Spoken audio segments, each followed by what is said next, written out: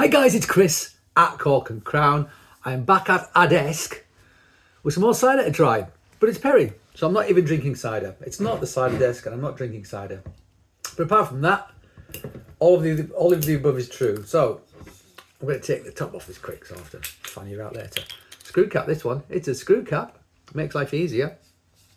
But what is it, Chris? Good question. It is from Whin in Norfolk, and it is their single varietal brandy. Brandy, which I think I've had quite a lot in blends. Don't think I've had that many single varietal brandies. From West Gloucestershire originally. It was around in the 19th century a lot. It was very rare by the end of the 20th century, like 1960s, 1970s, because people were grubbing up perry trees because people didn't want to drink perry.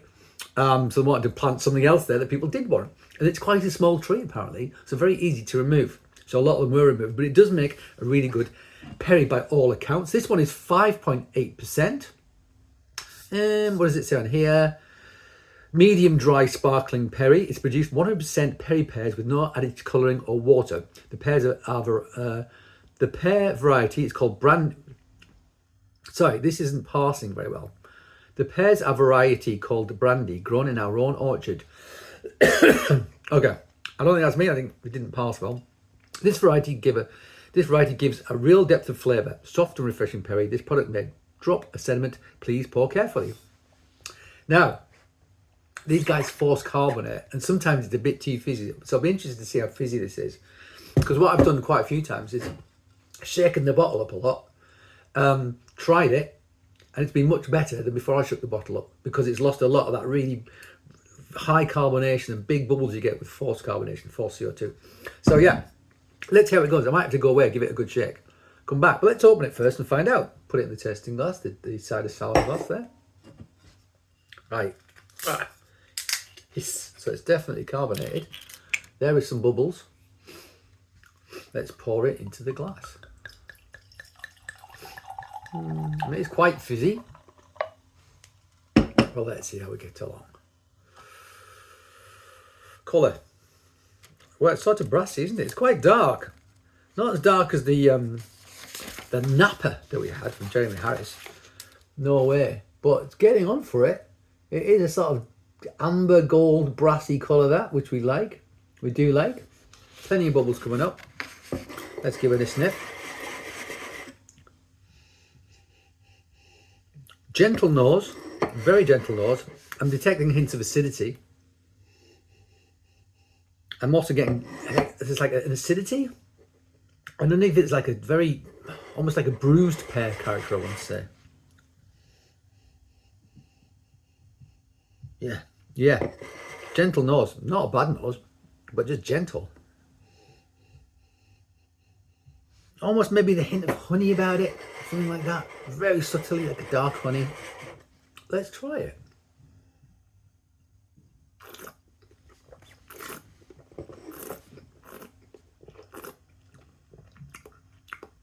Okay, yeah, super fizzy. Really fizzy, a bit too fizzy for my palate. But the perry itself, underneath that, I'm liking. It's got a bit of tannin. These are meant to be low acid, low tannin variety brandy. But I'm getting a bit of tannin. It's got some decent acidity. It's not mouth puckering, but it's there. It's nice.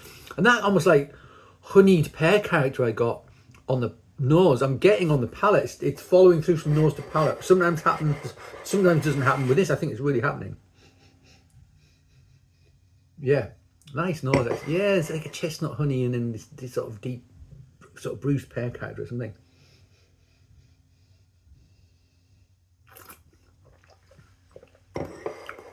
I'm also getting very subtly on the nose. Very subtly. Maybe just on the palate, maybe a little bit. This isn't derogatory. This is not derogatory, okay? You almost get a hint of acetic acid, but more like if you get like a Belgian beer, like a Brune or Flemish Red, which are, they're meant to have acetic acid in them. That's part of the design of the beer. You know, this is the thing that they're wanting there. This has got just the merest suggestion of that, and I love it. I think it's great. If it's in right amounts, in the right place, I don't mind at all. It doesn't bother me. This hasn't got a fault in it. It might not even be acetic acid. It's just making my brain go down a bit. But the acidity, I like it in this. It's great.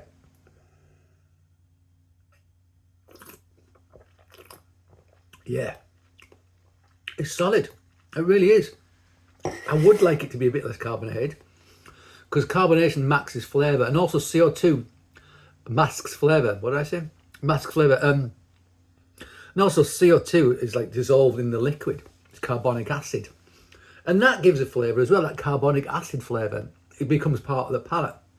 And I think it should be minimised in this. I'd love to try this as a still perry, or a bottle conditioned perry. I really would, like petting out or something. It'd be fantastic.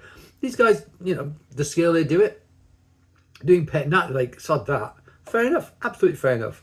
Well, it'd be nice if they could maybe get someone who would put a little bit less CO2 in it. And I know that some people who, with bottling lines, don't like to mess with their CO2 levels. They're just fixed, and that's what you get. Some you can get them to do it, some you can't. I think some of the ones where they're actually sort of mobile, sort of canning vessels or carbonation places, whatever, they can do it. But yeah, it's not always something that people can do, which is a shame, because I think sometimes it'd be nice to be able to say, can you just turn it down a notch? I reckon half the CO2 in this would be on the money. I really do.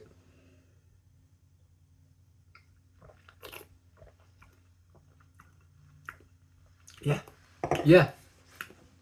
With less bubbles, that'd be a really... I mean, I like it. Don't get me wrong, I do. But I think it would be even better if that were tweaked, the CO2. Yeah, I do. And it's great that these guys have planted on their little triangular plot.